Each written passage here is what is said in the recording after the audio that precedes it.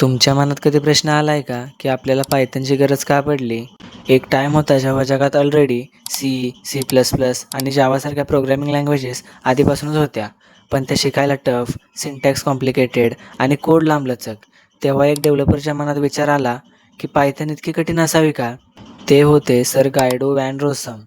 त्यांनी ठरवलं I will create the language जी simple, powerful and easy to use असेल.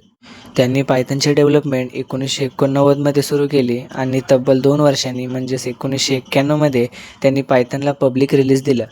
पायथनमध्ये ना एक्स्ट्रा कोड, ना लांबलचक सिंटॅक्स, फक्त clean logic and fast development. आणि आज तीच पायथन आपण artificial intelligence, machine learning, data science, web development आणि ऑटोमेशनमध्येही वापरतो. थोडक्यात सांगायचं तर Python make programming easy, smart and human friendly. असेच इन्फॉर्मेटिव्ह व्हिडिओज पाहिजे असतील तर आपल्या चॅनलला सबस्क्राईब करा आणि व्हिडिओला लाईक करा.